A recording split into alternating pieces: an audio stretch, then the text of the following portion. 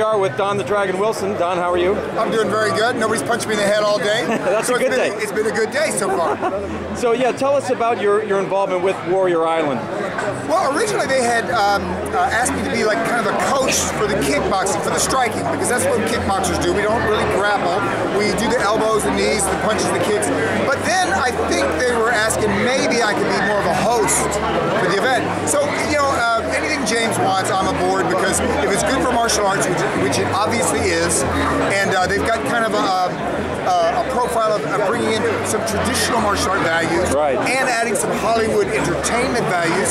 So it's going to be very unique, and maybe I can participate, I hope. Well, that's great. And you were around at the early stages of UFC. Oh yeah, from the third one, basically I was the announcer, but really I came on board to fight Royce Gracie.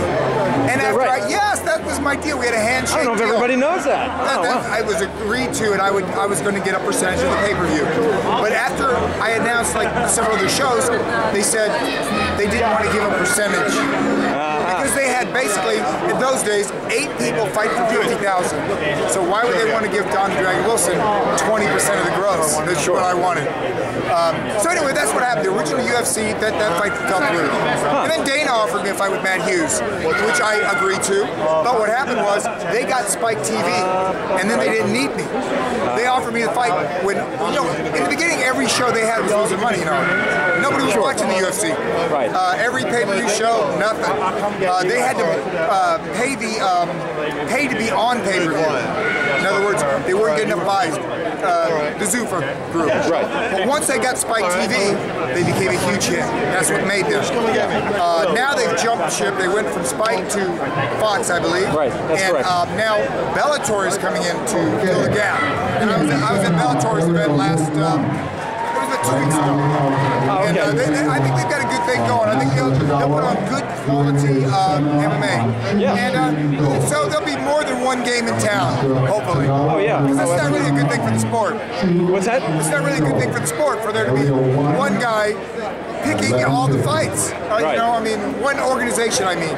There's many fighters all over the world, and one of the best fighters I have seen in MMA is from China. Now, have you ever heard of the guy? No? Probably not. He's a Chinese guy, and everybody laughed at him when he did his interview.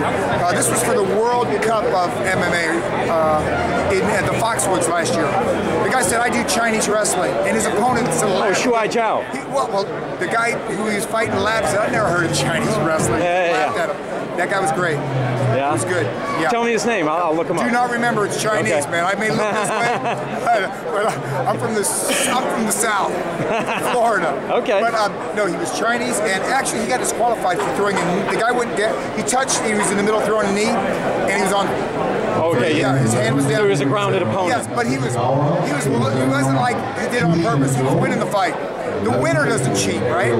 It's the guy who's losing. My truth is something illegal, but it was an accident. But anyway, he was great up to that point, and that's what we need to do. We need to show the great fighters from all over the world, not just a few that one guy picks. You know, and that's going to be the way the sport will go in the future, I believe. Great, great.